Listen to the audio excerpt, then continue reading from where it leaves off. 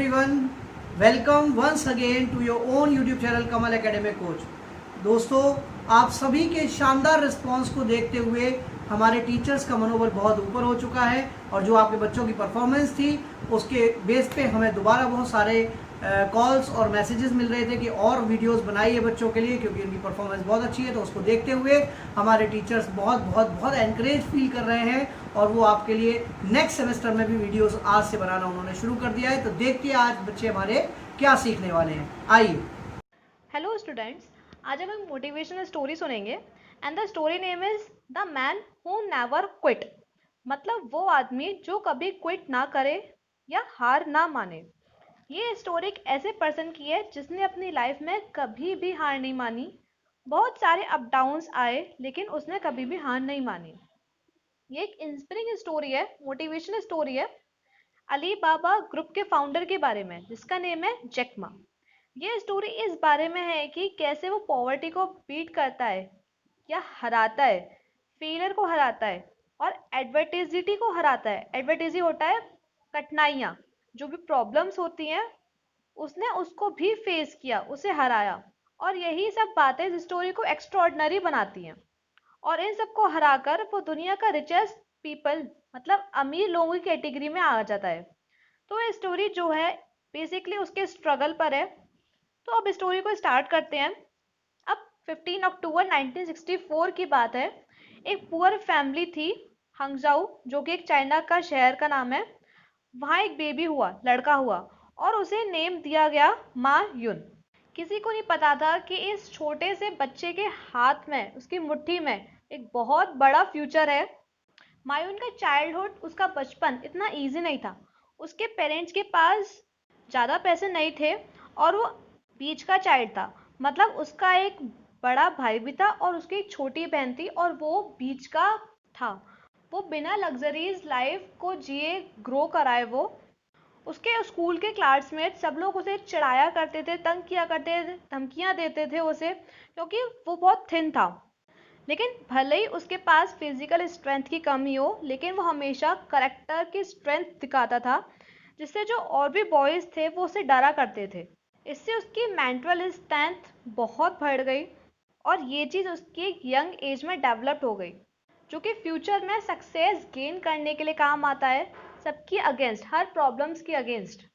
मायून को पता था कि वो अपनी पॉवर्टी से बस एक तरीके से निकल सकता है, खुद को एजुकेट करना। जितना हो सके उतना खुद को एजुकेट करना। उसको इंग्लिश सीखनी थी लेकिन उसके स्कूल में ये सब्जेक्ट नहीं था। देन जब उसकी टीनेज थी तो माने क्या करा, वो रोज़ सुबह जल्दी उठने लगा और सिटी के मेन होटल में जाने लगा, जो कि 40 मिनट दूर था उसके घर से। और वो फॉरेन को टूर्स करवाया करता था, सब जगह घुमाया करता था और उसके बदले वो उनसे इंग्लिश सीखा करता था, क्योंकि फॉरेन लोग जो होते हैं वो मेनली इंग्लिश ही बोलते हैं। इसके थ्रू वो अपनी इंग्लिश इम्प्रूव कर सकता था। उन सब टूरिस्ट में से एक टूरिस्ट ने उसका नाम जैक दे दिया और फिर तभी से उसको सब जैक के नाम से बुलाने लगे। माँ के लिए मेनली स्कूल लाइफ बहुत हार्ड थी और छोटी सी एज में ही उसने ये सीखा कि जो फेलियर है वो हमारी लाइफ का एक पार्ट है। माँ जो है वो प्राइमरी स्कूल एग्जामिनेशन में 2 बार फेल हुआ और मिडिल स्कूल एग्जाम में 3 बार फेल हुआ। और जब उसने यूनिवर्सिटी के लिए अप्लाई किया अपनी हाई स्कूल्स के बाद, तो जैक जो है वो एंट्रेंस एग्ज़ाम 3 बार फेल हुआ। देन उसके बाद उसने हैंगजो नॉर्मल यूनिवर्सिटी को ज्वाइन किया। मतलब उसको ज्वाइन करने के लिए 3 साल लग गए, क्योंकि एंट्रेंस मेनली क्या होता है, एक साल में एक ही बार होता है। उसने हार्वर्ड यूनिवर्सिटी के लिए भी अप्लाई किया अपनी एडमिशन के लिए 10 बार, बट 10 और बार वो रिजेक्ट होता चला गया। वो वहाँ का जो फेलियर था वो कॉलेज में भी स्टॉप नहीं हुआ। वो 1988 में ग्रेजुएट होने के बाद उसने बहुत सारी जॉब अप्लाई करी, लेकिन हर चीज़ में वो फेल होता चला गया। उसने 30 अलग अलग जॉब्स ट्राई करी लेकिन सब में फेल हो गया। जब KFC चाइना आई, उसने और कोई 23 एप्लीकेंट्स हैं इस जॉब के लिए अप्लाई किया। सारे एप्लीकेंट सेलेक्ट हो गए सिर्फ माँ को छोड़ के। वो 5 एप्लीकेंट्स में से भी था एक जिसने पुलिस की जॉब में अप्लाई किया, लेकिन वो ही सिर्फ अकेला था जो कि रिजेक्ट हुआ। देन फाइनली वो इंग्लिश टीचर की जॉब में सेटल्ड हुआ। भले ही वो 800 रुपीज़ से कम कमाता था पूरे मंथ में, बट उसने भी बहुत सारे एंटरप्रेन्योरशिप ट्राई किए, लेकिन जो पहले 2 वेंचर्स थे वो फेल्ड हो गए। और इसका जो फेलियर था वो उसे स्ट्रॉन्ग बनाता चला गया और सक्सेस पाने के लिए एक जुनून सवार हो गया। वो रिजेक्शंस के पेन से निकलना सीख गया था, वहाँ से ओवरकम होना सीख गया था। वो रिजेक्शन को इस तरह ट्रीट करना चालू किया उसने, उसे एक अपॉर्चुनिटी मिली रिजेक्शन से ही लर्न करने की और ग्रो करने की। माँ को कोई एक्सपीरियंस नहीं था कंप्यूटर के साथ, क्योंकि वो चाइना में बहुत ही कम थे, बहुत ही रेयर थे उस टाइम पे। वो इंटरनेट से बहुत ज़्यादा आकर्षित था जब वो पहली बार यूएस गया 1995 में, एक गवर्नमेंट प्रोजेक्ट से रिलेटेड, जो कि हाईवेज को बिल्ड करना था। जब माँ ने इंटरनेट फर्स्ट टाइम यूज़ किया तो उसने पहले सर्च किया बियर, लेकिन वो सरप्राइज था कि कोई भी चाइनीज बियर्स उस रिजल्ट में नहीं थी। बाकी सारी कंट्रीज थी बट चाइना की नहीं थी इस लिस्ट में। फिर उसने चाइना सर्च किया और कोई भी रिजल्ट नहीं निकला उसका। देन उसने डिसाइड किया एक पूरी बहुत बड़ी कंट्री चाइना, ये भी इंटरनेट पे डिजर्व करती है। देन उसने डिसाइड किया अपनी कंपनी स्टार्ट करना इंटरनेट पे चाइना के लिए।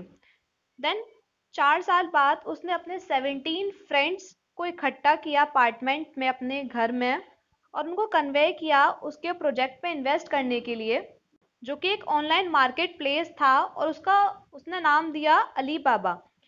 ये साइट सारे एक्सपोर्टर्स को अलाउ करती है, उनके सारे प्रोडक्ट्स बनाती हैं ऑनलाइन, और जो कस्टमर्स है वो खरीद सकते हैं डायरेक्ट उस साइट से।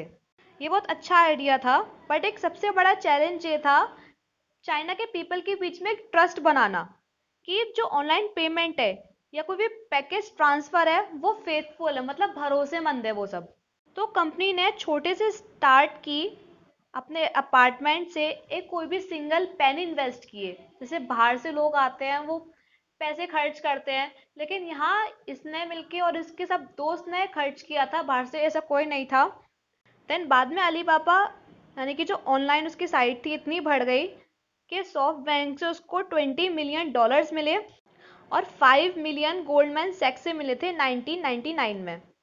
तो ये जो कंपनी है वो बहुत जल्दी ग्रो करती चली गई, पूरे वर्ल्ड में फैल गई। ये पूरा अब एक बहुत बड़ी ई कॉमर्स साइट हो चुकी थी, और जो कि एक जैक मा का एक ड्रीम था। जैक मा को कंप्यूटर्स के बारे में और इंटरनेट के बारे में कुछ नहीं पता था, और ना ही उसने कभी भी कुछ भी बेचा था अपनी लाइफ में। फिर भी उसने एक सक्सेसफुल कंपनी स्टार्ट की 31 की एज में अपने फील्ड्स में। उसका सेल्फ बिलीफ यानी कि उसका आत्मविश्वास, परसिस्टेंस मतलब दृढ़ता, उसकी ब्रेवरी, इन सब चीज़ को फेस करती है, एडवर्सिटी को फेस करती है, और फेलियर से किस तरह ट्रीट किया जाता है, आगे कैसे बढ़ा जाता है, सक्सेस के पास किस तरह का जाया जाता है, वो सब सिखाती है कि किस तरह का से जैक मा जो है, मतलब जैक मा की जो एक्स्ट्राऑर्डिनरी लाइफ किस तरीके से हो गई। ये स्टोरी बहुत अच्छा लेसन देती है हम सबको कि कभी भी हार नहीं माननी चाहिए। कुछ भी हो, कोई भी प्रॉब्लम हो, कितनी भी डिफिकल्टी हो, कोई भी कैसी भी सिचुएशन हो, लेकिन कभी भी हार नहीं माननी चाहिए।